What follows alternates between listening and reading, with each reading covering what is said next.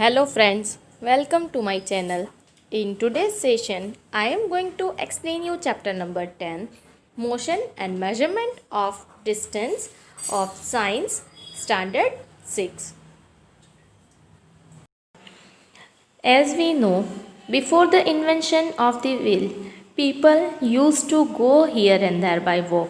Then, by the time wheel was invented, then engines were invented, and with the science and technology, we are having many facilities.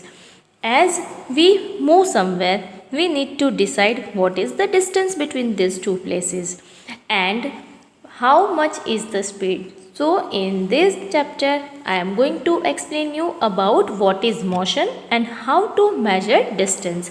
So let's start. First one is story of transport. Long ago, people did not have any means of transport. They used to move only on foot and carry goods either on their back or using animals. As I explained you earlier, they did not have any option. If they want to go from one place to another, they had to go by walk only, and they used animals for the transportation of goods. For transport along water routes, boats were used from ancient times. आज भी हम boats का use transportation के लिए करते हैं. पहले के टाइम पे भी वाटर रूट से अगर ट्रांसपोर्ट करना है देन बोट्स को यूज़ किया जाता था. To begin with, boats were simple logs of wood in which a hollow cavity could be made. How where the boats in earlier time period. कैसे invention हुआ? तो स्टार्टिंग के अंदर सिंपली एक वुडन लॉग लिया जाता था. Its density is lower than water, so ये फ्लोट करता है. सो इसका यूज़ करके ट्रांसपोर्टेशन होता था. And why there should be a hollow cavity so that weight of the wood is lesser and they can float easily. They can move from one place to another. Later, people learned to put together different pieces of wood and give shapes to the boats. अब धीरे धीरे क्या हुआ, invention start हुआ and जो वहाँ के लोग थे उन्होंने एक्वेटिक एनिमल्स को ऑब्जर्व करना स्टार्ट किया. By observing those animals they decided to have streamline structure of the boats. Boats के अंदर भी आप देखोगे तो स्ट्रीमलाइन स्ट्रक्चर होता है, जिससे क्या होगा, विंड जो है उसको ओपोज करके इजीली कट करके मूव कर सकते हैं. Invention of wheel made a great change in modes of transport. फिर धीरे धीरे व्हील का इन्वेंशन हुआ, जिससे क्या हुआ कि जो पूरा मोड ऑफ ट्रांसपोर्ट है ना वो कम्प्लीटली चेंज हो गया. Because now they are having certain vehicles. फिर धीरे धीरे व्हीकल्स जो है वो आए, सो उनके लिए ट्रांसपोर्ट जो है वो काफ़ी ईजी हो गया. Animals were used to pull vehicles that moved on wheels like horse, bullock. ऐसे एनिमल्स का यूज़ किया जाता था ताकि जो वो कार्ट होता है उसको, या तो जो हम व्हीकल बोलते हैं उसको, ये पुल कर सके एंड ईजीली ट्रांसपोर्टेशन हो. The invention of steam engine introduced a new source of power. पहले व्हील का इन्वेंशन हुआ, देन स्टीम इंजन का इन्वेंशन हुआ and the invention of the steam engine completely change the life. ये एक new source of power था because अब comparatively जो ट्रांसपोर्टेशन है वो फास्टर हुआ. Rail roads were made for steam engine driven carriage and wagons. धीरे धीरे रेल रोड्स बने, जिससे क्या हुआ, स्टीम इंजन का यूज़ करके वैगन्स है उनको ड्राइव करना स्टार्ट किया. लेटर केम ऑटोमोबाइल्स. फिर धीरे धीरे ऑटोमोबाइल्स आए, यानी कि व्हीकल्स जो है वो इन्वेंट हुए. Motorised boats and ships were used as mean of transport on water. अब पहले क्या था कि वुडन बोट का यूज़ किया जाता था, अब धीरे धीरे उसके अंदर इंजन्स आए, सो स्पीड जो है वो काफ़ी इंक्रीज़ हुई. पहले के टाइम पे अगर ट्रांसपोर्टेशन जो था वो काफ़ी मतलब स्लोअर था, बिकॉज एनिमल्स का यूज़ करते थे या तो बाय वॉक जाते थे. जैसे ही ये इंजन्स के इन्वेंशन हुए, जो ट्रांसपोर्टेशन है ना वो काफ़ी इजी हुआ. Nowadays we are having many more facilities. अगर हमें अब एक प्लेस से दूसरे प्लेस पे जाना है then it won't take that much time. Electric trains, monorail, Supersonic aeroplanes and spacecraft are some of the 20th century contribution. अब 20th सेंचुरी के अंदर क्या क्या आया? इलेक्ट्रिक ट्रेन्स, मोनोरेल्स, एरोप्लेन्स, स्पेसक्राफ्ट, इन सब से इवन अगर अब हमें स्पेस में भी जाना है, दूसरे प्लेनेट पे जाना है या अदर कंट्रीज़ के अंदर ट्रैवल करना है, then it is quite easier. It is often important to know how far a place is so that we can have an idea how we are going to reach that place. Walk, take a bus or a train, a ship, an aeroplane or even a spacecraft.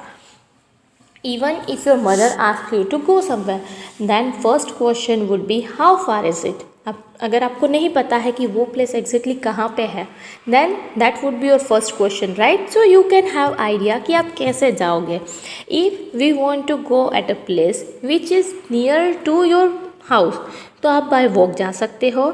Even if you want to go to the another city और in the same city you want to go at a place which is quite far, then you may use vehicle. आप vehicle का use करोगे या तो बस के अंदर जाओगे, राइट?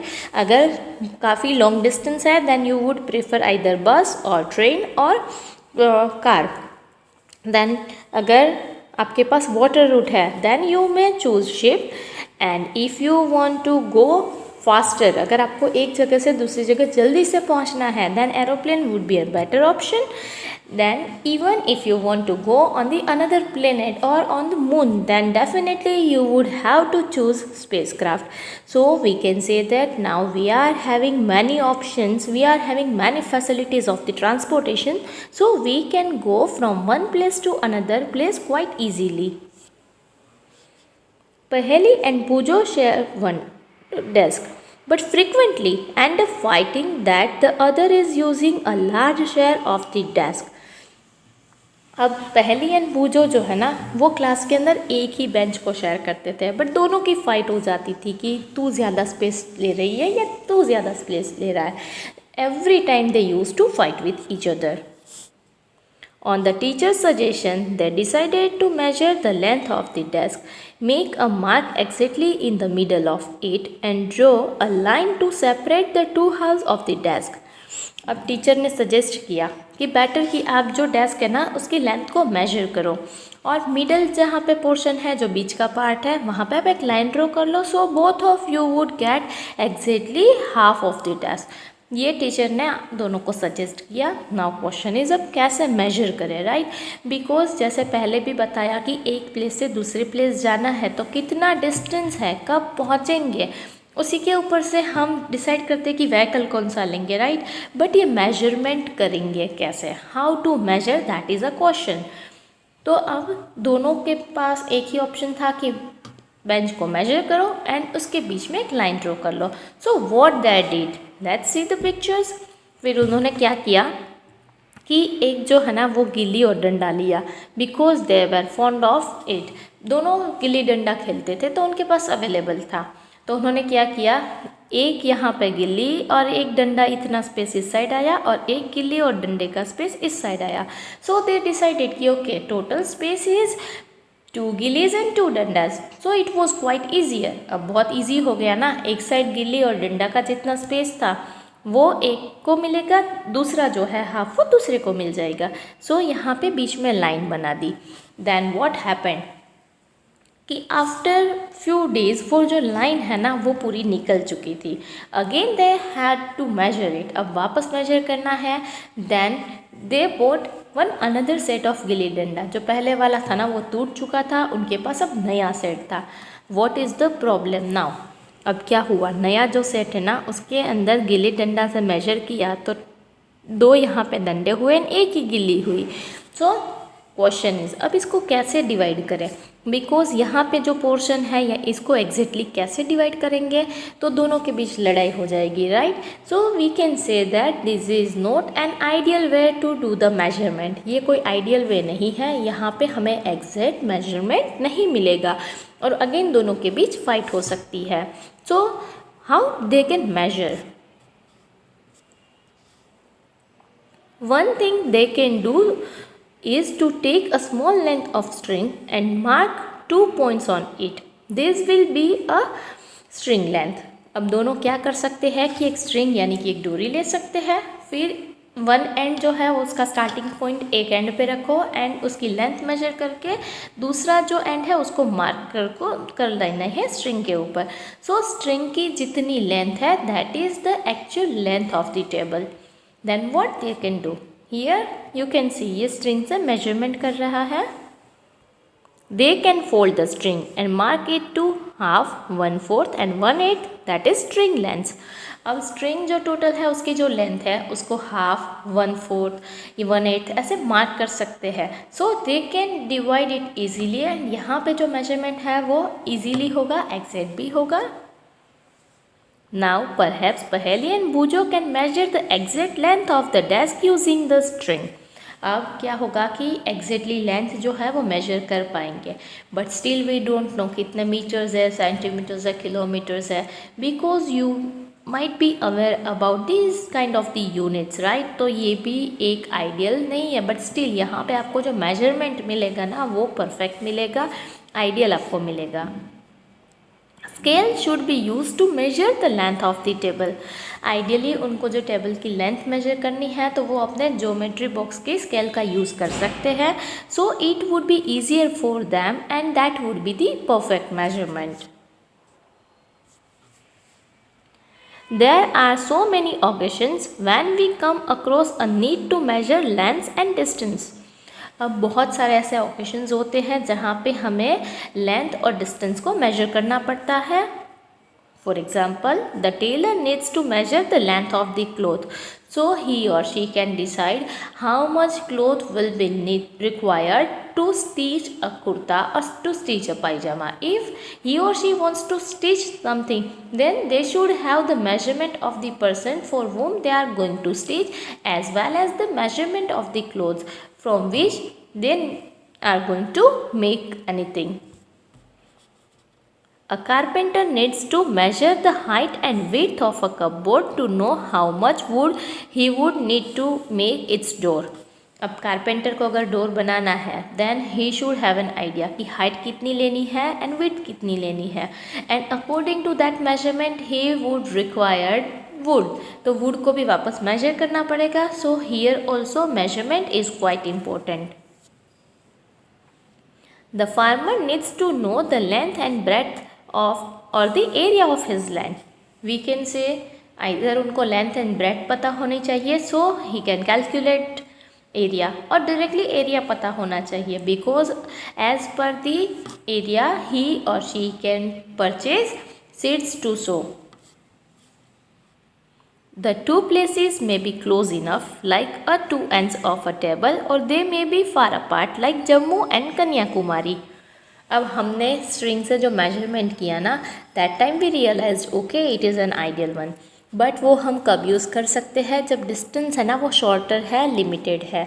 लाइक अगर एक टेबल का जो लेंथ है वो मेजर करनी है then it's fine to use a string, but if we want to measure distance from the Jammu to Kanyakumari, Jammu is in the northern India and Kanyakumari is the in the southern India, तो north and south के बीच का जो distance है India का that is quite longer. Now it is not practically possible to measure it with string. Now what to do? That is a question. Now next is measurement. Activity number 1 to understand. Using your foot as a unit of length, measure the length and breadth of the classroom। अब आपको क्या करना है कि आपका जो पैर है ना उसको 1 फुट लेंथ मेजर करनी है और क्लास का जो पूरा लेंथ एंड ब्रेड्थ है वो आपको मेजर करना है। This one is the foot length. Use your handspan as a unit to measure the width of table or a desk in the classroom। अब आपको हैंडस्पैन का यूज़ करना है और आपको टेबल की या डेस्क की जो विड्थ है वो मेजर करनी है। By this method you can measure the desk width of the desk. ये हैंडस्पैन का यूज़ करना है और क्लास की जो लेंथ है वो मेजर करने के लिए फुट लेंथ का यूज़ करना है। We see that measurement means the comparison of an unknown quantity with some known quantity। अब हमने क्या किया कि हमें फुट जो है ना आपके खुद के फुट की लेंथ आपको पता होगी, तो फुट कितने हुए वो आप मेजर करोगे, उसी के अकॉर्डिंग यू कैन डिसाइड कि ये जो रूम है उसकी लेंथ कितने फीट्स है। Even if you know the length of your hand span then you can calculate the length of the desk, right? So you are aware about one quantity, so here foot length and hand span are non quantity, और उसको हमने क्या किया, कितने feet हुए या कितने hand स्पान्स हुए उसके ऊपर से हमने मेजरमेंट किया रूम का या डेस्क का। So ultimately they were unknown quantities, तो हमने अननोन क्वांटिटीज़ को नॉन क्वांटिटीज़ के साथ कंपेयर किया for the measurement. This known fixed quantity is called a unit. अब जो हमने नॉन फिक्स्ड क्वांटिटी को यूज़ की है उसको यूनिट बोला जाता है। Units are used to measure different measurement. The result of a measurement is expressed in 2 parts. अब हमारे पास जो भी मेजरमेंट का रिजल्ट होता है उसको हम 2 पार्ट्स के अंदर करते हैं divide. 1 part is a number, the other part is the unit of measurement. First part जो है वो नंबर होता है, सेकेंड पार्ट यूनिट कौन सा है, because there are various units that also I am going to introduce you. वो unit हम उसके पीछे लिखते हैं so we can have idea कि ये जो लेंथ है या ब्रेड्थ है वो कितनी है। For example, if the length of the room is found to be 12 length of your foot, then 12 is the number and foot length is the unit selected for the measurement. So ultimately we can write 12 feet. अगर मान लो कि room जो है वो उसकी length आपने major की, वो आपके 12 फुट हुए, तो अल्टीमेटली 12 इज़ अ नंबर। तो 12 बट क्या 12 हैंड स्पान या फीट, तो फुट लेंथ आपका यूनिट था, सो हम उसको कैसे रिप्रेजेंट करेंगे, we can represent it as 12 feet. When you measure anything using your hand span or length of foot, other will not be able to understand how big the actual length is unless they know the length of your hand span or foot. अब क्या होगा यहाँ पे कि आपने तो क्या किया है, फुट से मेजर किया या तो हैंड स्पान से मेजर किया, you know how long is your foot and what is the length of your hand span, but बाकी के लोगों को ये चीज़ पता नहीं होगी। even if you try the same activity perform by the different people, अगर अलग अलग ये काम करेंगे ना, मेजर करने की ट्राई करेंगे, तो भी आप ऑब्जर्व कर सकते हो कि हर एक टाइम पे ये 12 फीट ही आंसर नहीं होगा, आंसर में चेंज। अगर आप कंपेयर करोगे कि एक स्मॉल बेबी है, उसका हैंड स्पान एंड आपका hand span, then there would be some difference, right? So we can say that these are not the ideal unit for the measurement because यहाँ पे वेरिएशन आता है। हम किसी और से बात करेंगे कि इतने हैंड स्पान हुए या इतने फीट हुए, that won't be an ideal measurement. Now next one is standard units of measurements. A cubit, as the length from the elbow to the fingertip, was used in ancient Egypt and was also accepted as a unit of length in other parts of the world. अब cubit is one of the measurement. Cubit क्या होता है कि आपको क्या करना है, finger tip से लेके आपका जो एल्बो होता है वहाँ तक की लेंथ को हम क्यूबिट बोलते हैं। एंड एंशियंट टाइम के अंदर इजिप्ट में यूज़ होता था, बट ये पूरे वर्ल्ड के अंदर भी as a unit length accept किया गया है। People also use the foot as a unit of length in different parts of the world. अब फुट जो है उसको भी हम एज ए यूनिट यूज़ करते हैं। People measured a yard of cloth by the distance between the end of the outstretched arm and their chin. Even yard is also a unit. Yard कैसे होता है, तो आपके फिंगर टिप से लेके आपकी चीन या तो फिर नोज तक का जो डिस्टेंस होता है that is known as the yard. So yard, cubit, foot, ये सब हमारे बॉडी पार्ट से ही मेजर किए गए हैं, but nowadays they are fixed. ये पर्सन टू पर्सन जो है वो इतना वेरिएशंस जो है उसके अकॉर्डिंग नहीं होता है, उसको हम यूनिट के साथ कंपेयर करके उसका कन्वर्जन करते हैं। बिकॉज अगर क्यूबिट जो है वो पर्सन टू पर्सन जो उसका हैंड होता है ना, उसकी लेंथ भी वेरी होती है। The Roman measured with their pace और स्टेप्स। रोमन के अंदर कैसे मेजर होता था, तो उनके स्टेप से मेजर होता था कि 2 फीट के 2 जो लेग्स हैं उनके बीच आप एक स्टेप रखोगे तो कितना डिस्टेंस है, वो ऐसे भी मेजर किया जाता था।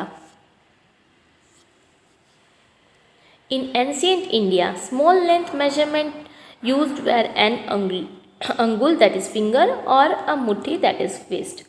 एंशियंट इंडिया के अंदर मेजरमेंट कैसे होता था, तो मुट्ठी या तो फिस्ट का यूज़ होता था.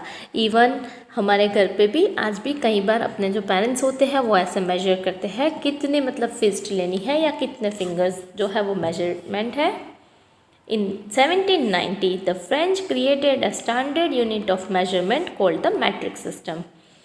अब 1970 के अंदर फ्रेंच ने क्या किया कि स्टैंडर्ड यूनिट ऑफ मेजरमेंट जो है वो इंट्रोड्यूस किया, जिसको हम मैट्रिक सिस्टम बोलते हैं. ये क्यों इंट्रोड्यूस किया, बिकॉज अलग अलग प्लेसेस पे जो ये मेजरमेंट थे वो काफ़ी डिफरेंट है.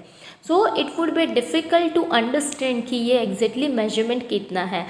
There should be an ideal measurement, there should be a uniform measurement. That's why 1790 के अंदर मैट्रिक सिस्टम जो है वो फ्रेंच ने इंट्रोड्यूस किया.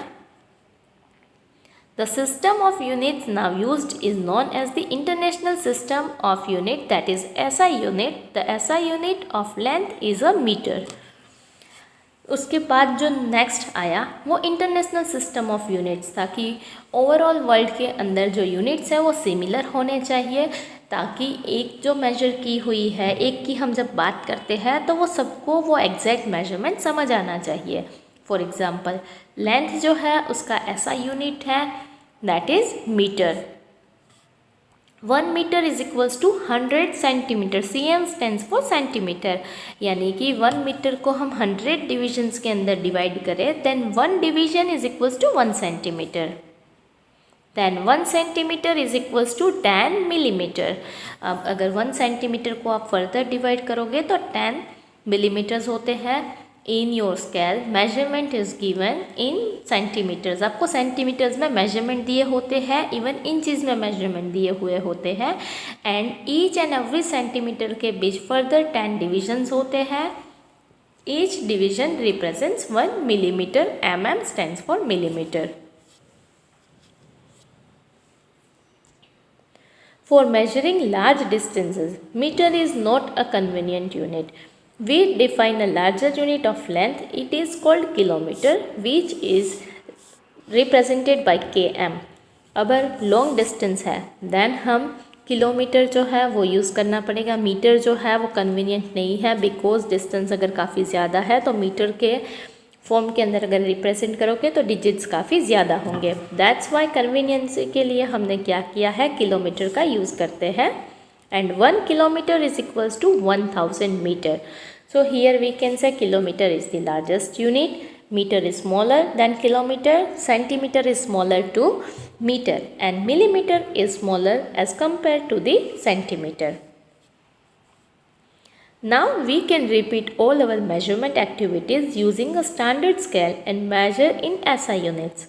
अब जो आपने डेस्क की अगर लेंथ मेजर करनी है या तो रूम की लेंथ एंड विड्थ मेजर करने हैं, then we can use this SI units यानी मीटर सेंटीमीटर के अंदर अगर हम मेजर करेंगे then that would be perfect measurement. You can perform it at your home.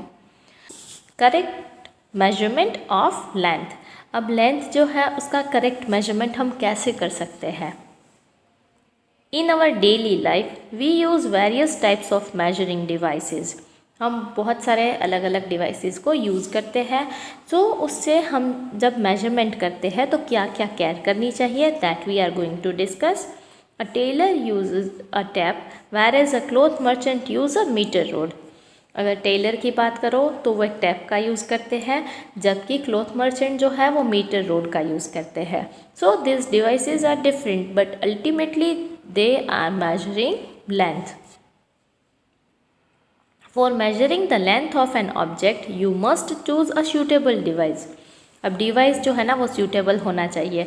Like अगर आप मेजर टेप लेके या तो फिर आपकी जो रूलर होती है, जो स्केल होती है, वो लेके अगर आप 2 सिटीज़ के बीच का डिस्टेंस मेजर करने जाओगे then it won't be appropriate, right. ये काफ़ी डिफ़िकल्ट हो जाएगा. तो हमें ये जो ऑब्जेक्ट हम चूज़ करते हैं मेजरमेंट के लिए, जो डिवाइस यूज़ करते हैं, that we should choose carefully कि डिस्टेंस कितना है उसी के अकॉर्डिंग चूज़ करना चाहिए.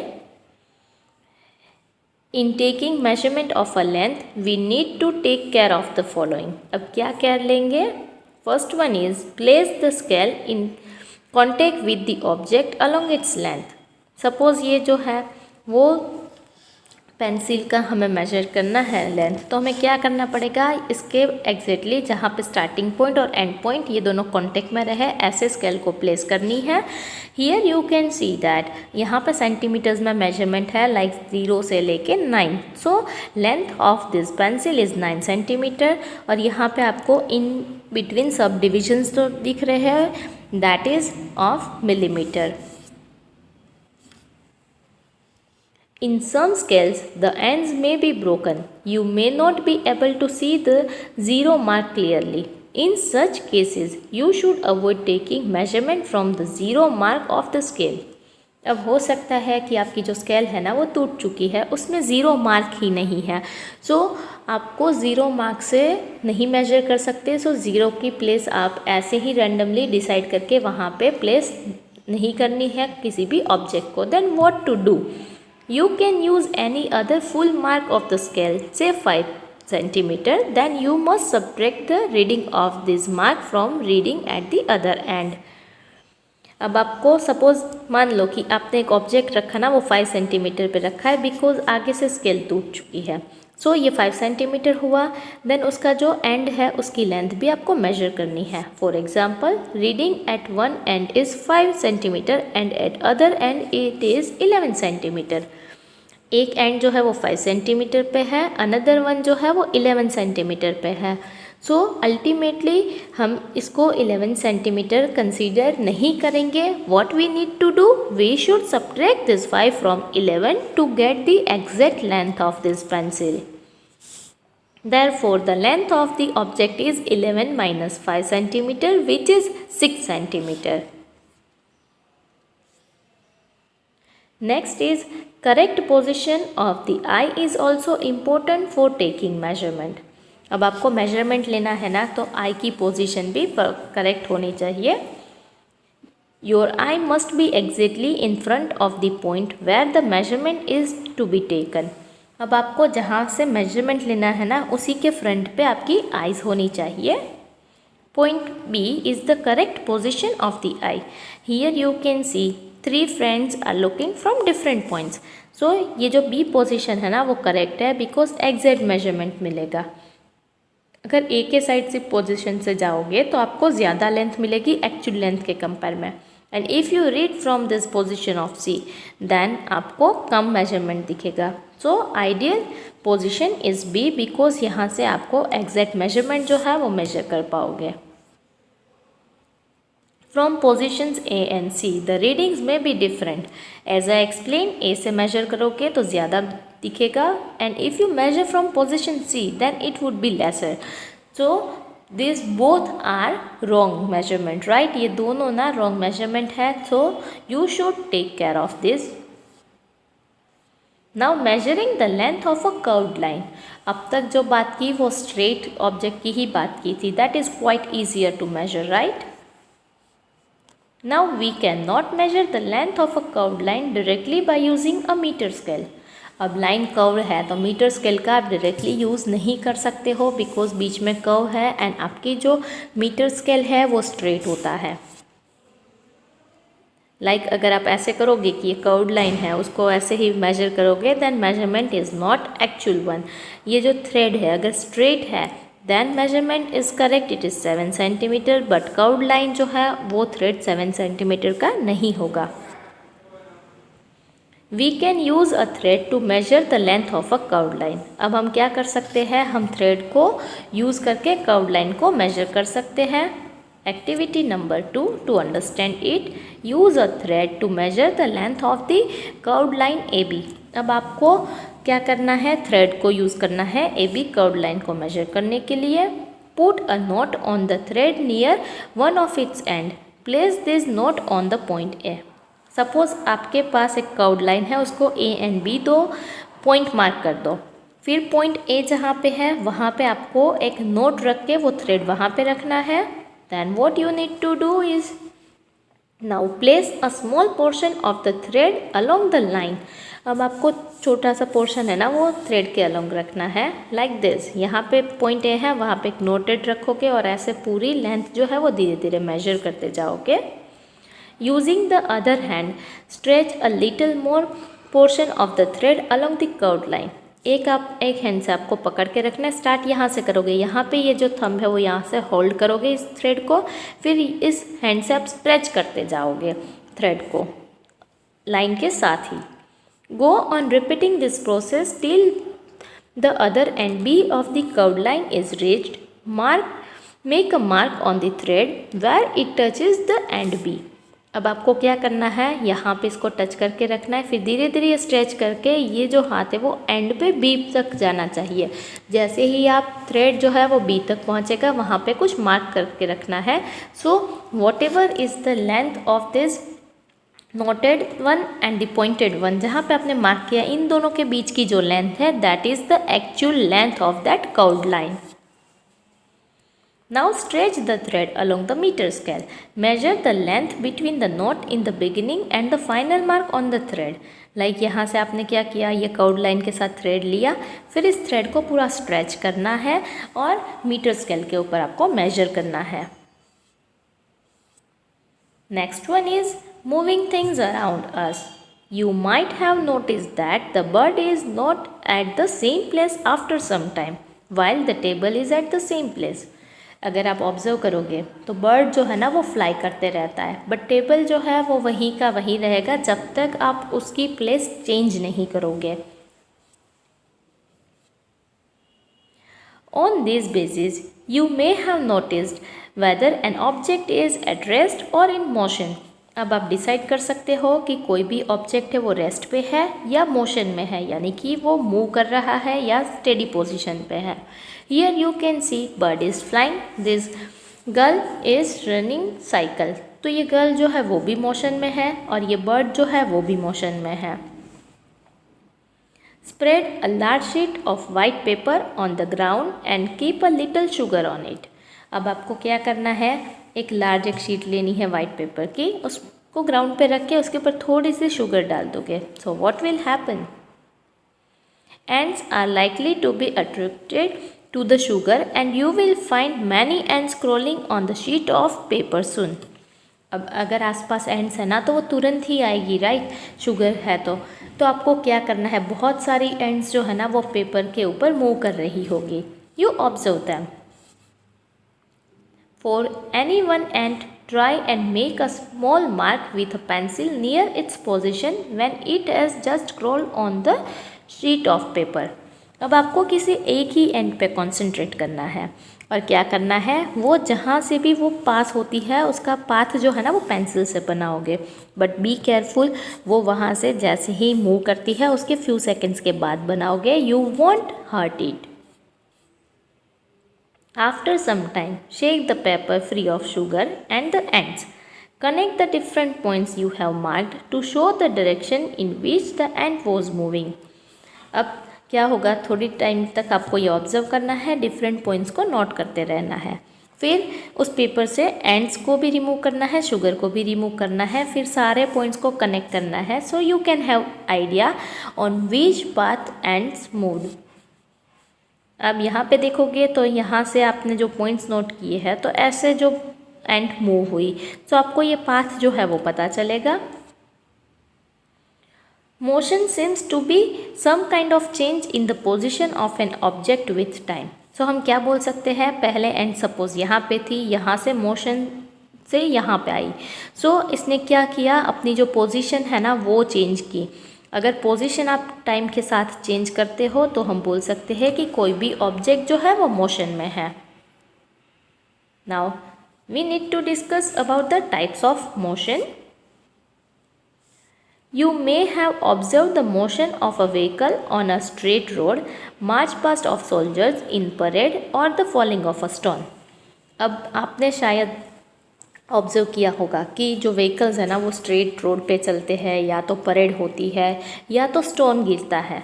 ये सब मोशन है वो कैसे होते हैं, ये सब स्ट्रेट पाथ पे ही चलते हैं, right. In all these examples, we see that the objects were move along a straight line. This type of motion is called rectilinear motion. अब इन सब में क्या होगा, जैसे ये कार है ना वो स्ट्रेट पाथ पे ही चल रही है, राइट, तो इस टाइप के मोशंस को हम रेक्टिलिनियर मोशंस बोलते हैं. Now activity number 3, take a stone, tie a thread to it and reel it with your hand. Observe the motion of the stone. अब आपको एक स्टोन लेना है, उससे आपको थ्रेड जो है वो टाई करना है, ट्राई टू रील इट, उसको घुमाना है. फिर आपको जो उसका मोशन है ना वो ऑब्जर्व करना है लाइक दिस. यहाँ पे देखो ये जो स्टोन है वो मूव कर रहा है. We see that the stone moves along a circular path. अब स्टोन कैसे मूव होगा, सर्कुलर पाथ पे मूव होगा, right. In this motion, the distance of the stone from your hand remains the same. अब आपके हाथ से जो स्टोन तक का डिस्टेंस है ना वो सेम रहता है, वो कांस्टेंट रहता है. Like this. यहाँ पे अगर आपने ये होल्ड करके रखा है, ये थ्रेड है इन बिटवीन और यहाँ पे स्टोन है, तो ये ऐसे सर्कुलर पाथ पे मूव करता रहेगा. बट डिस्टेंस जो है ना वो सिमिलर होगा एट एनी पॉइंट. अगर आप डिस्टेंस मेजर करोगे तो वो सेम ही मिलेगा. This type of motion is called circular motion.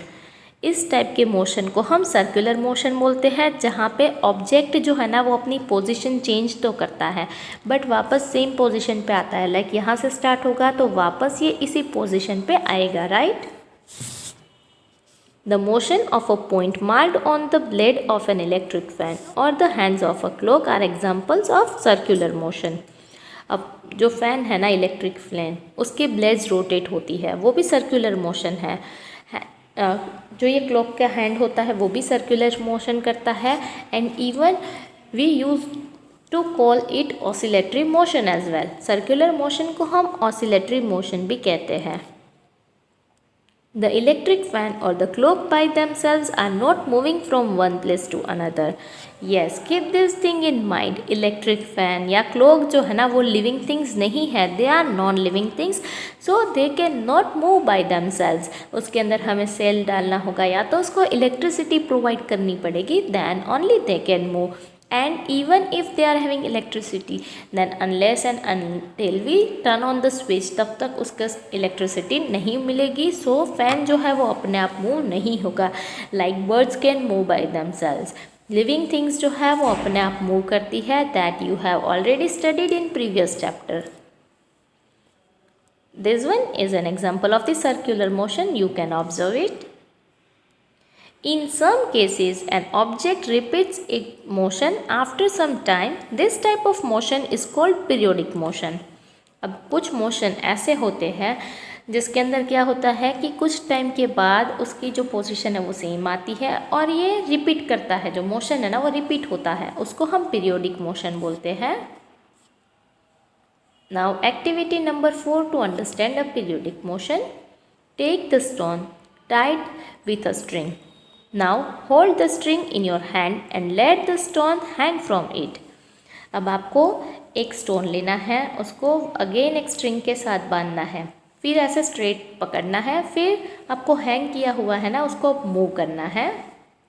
Pull the stone to one side with the other hand and let it go. This is a pendulum.